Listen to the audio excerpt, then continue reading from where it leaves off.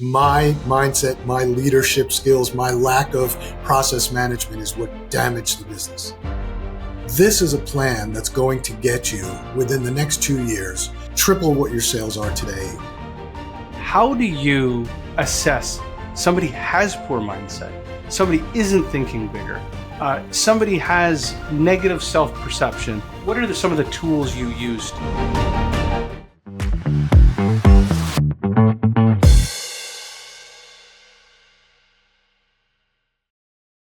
Welcome to Offshore to Profits. I have a fantastic guest. Phil, do you mind describing who you are, what you do, and how you serve the world? Sure. I am an entrepreneur. I've been an entrepreneur since I was 27 years old. I founded several brands, 4 successful exits. I'm a 3-time best-selling author. Right now I have an agency called Crunch Growth. We help brands to scale. It doesn't matter the size. We can do it from startups all the way to the Fortune 100.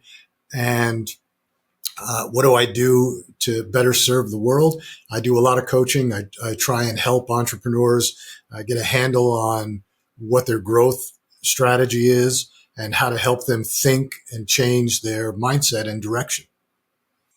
This is fantastic. Mindset, I've owned 3 agencies, and I actually think a strength and a weakness of mine is mindset, in the sense that from the good side, I have always built a company with purpose.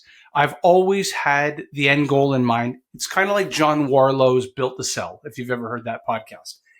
And so each of my agencies became 7-figure agencies. But each of my agencies also, or my first 2 agencies, I'm in the throes of my 3rd one now, they were limited by the growth and the mindset that I had. Like I had said, I want to build a 7-figure agency, and I did it, but I didn't think bigger. I didn't act bigger. I didn't also think.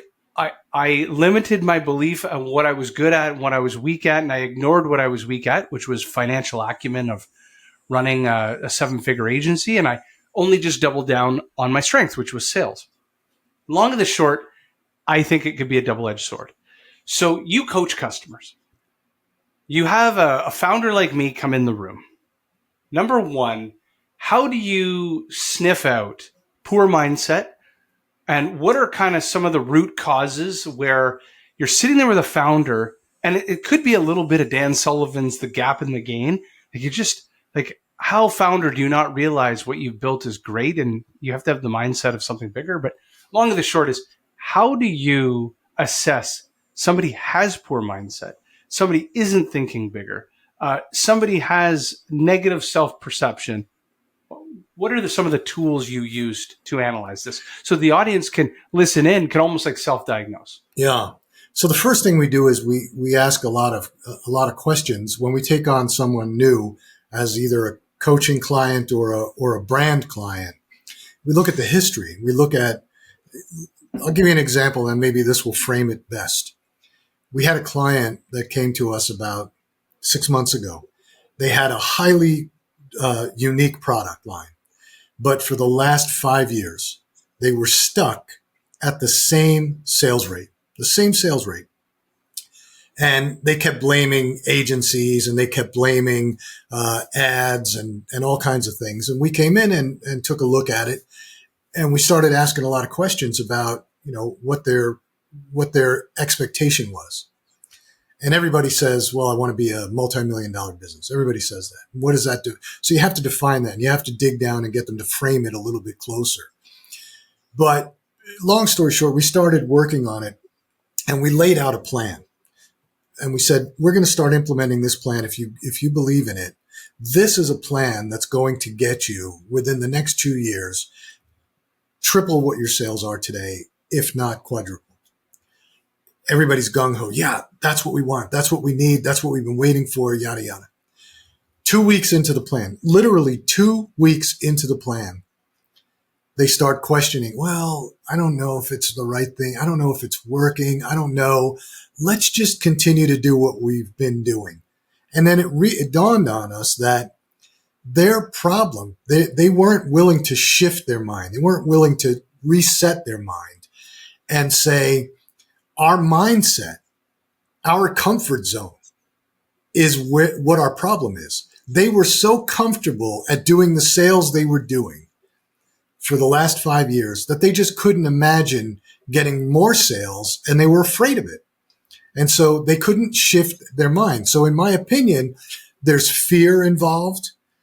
There's naivete. And then there's I'm the entrepreneur. I had the vision, and we're going to follow my plan because that's the plan that's going to work. And I'm going to tell you, my first business that I ever founded, I was 27. And that exact mindset is what destroyed me, because I was a complete failure on my first business, complete and total failure. And it was all because of me. It had nothing to do with anybody else.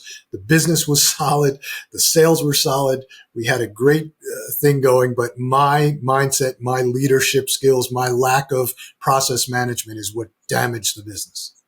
Yeah. And my first agency as well.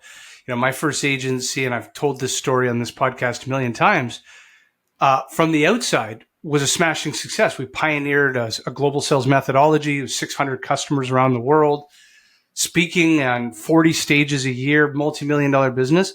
But nobody taught me how to read a P&L statement or balance a checkbook.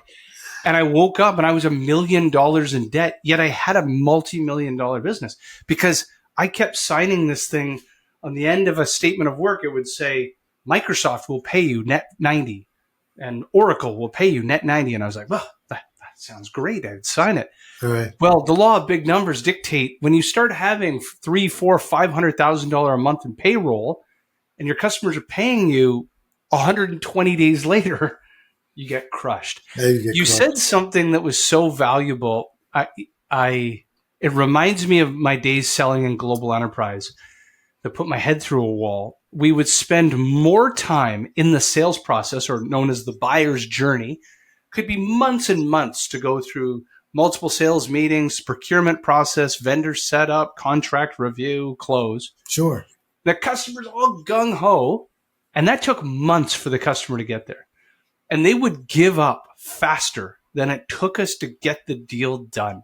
Yeah. Because they'd get a couple weeks in and they realized the hard things are the hard things. Yeah. So with that, what are some skill sets?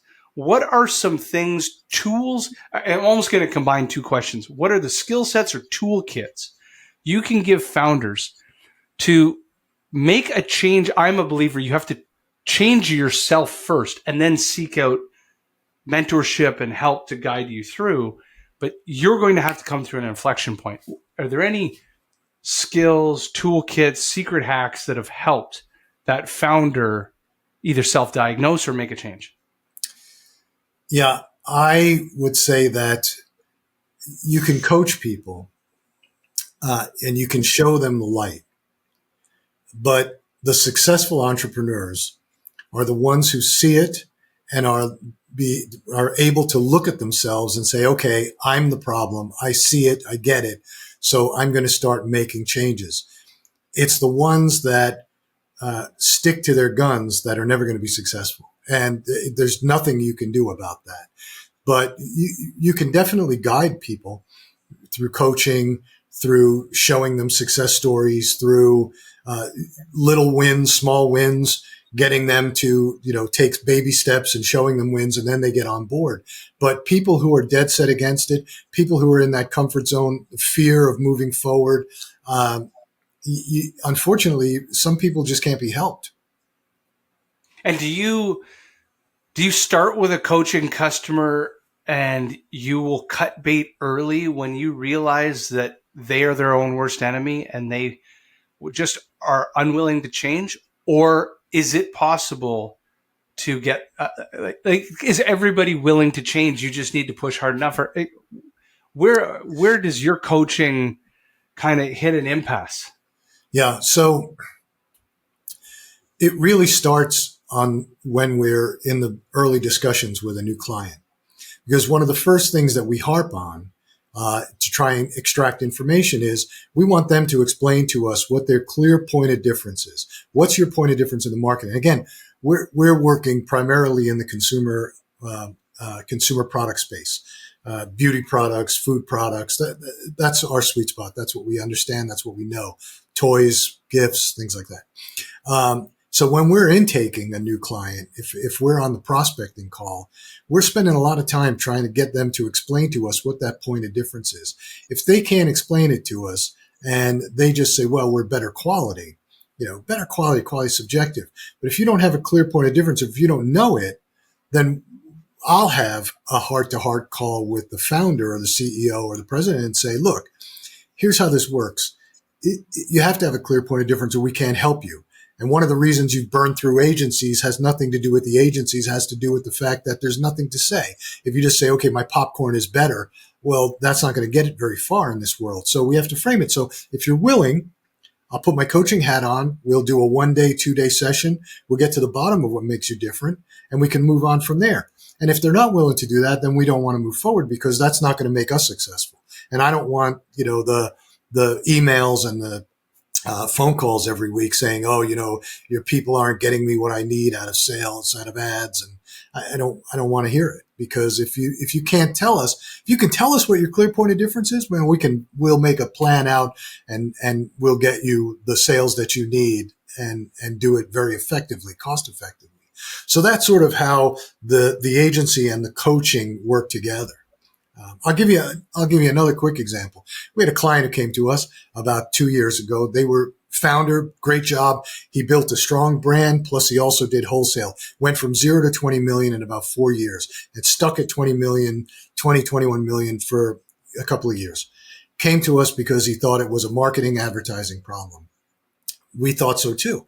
We started looking at it. The guy had a very clear point of difference and he hired this A++ player, a sales guy to handle the wholesale. I mean, this guy was a powerhouse, knew the industry, knew the product, knew all the players, could really move it forward. And they weren't moving. So I said, hey, I think there's some other things at work here. Would you mind doing a 2-day offsite? I think I can help you with this. They agreed. We did it. Within 3 hours, what we realized was the A+ player couldn't do it because the founder, the CEO, was so entrenched in the business. He wanted to be on every single sales call. Meanwhile, he's running operations, he's running finance, he's running marketing. So he's restricting this A++ player that he's having from doing his job. And I said, you have to stop. You have to get into the mindset now of I'm running a multi-million-dollar business and I want to get from here to 100 million. And how am I going to do that? I have to put a team in place. You cannot be on every single phone call. You cannot be running operations and marketing and finance. You can't do it that way. And he relented a little bit and took the handcuffs off. 2 years later, they've almost doubled their sales. Because he took the handcuffs off the guy. And I mean, this guy was pounding it. So now he's a believer, right? We meet on a regular basis. He's like, now you have to help me build a team. You have to help me, with that whole piece of it. How do I build a scaling team?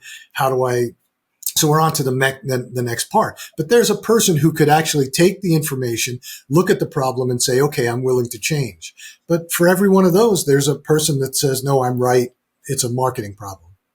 Yeah. This has been fantastic. Tell us a little bit about your agency and how do people get a hold of you? You go to crunchgrowth.com. Our agency, again, we're a full service agency. We primarily focus on consumer products, consumer brands, although we do SaaS products at times.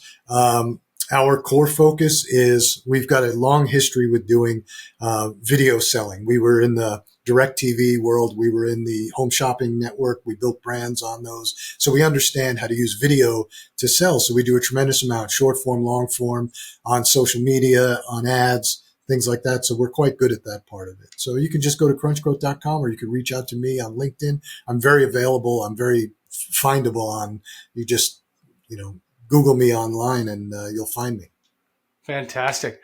It was a great pleasure meeting you and having you on Outsource to Profits. Hey, thank you. Thanks. Pleasure being here.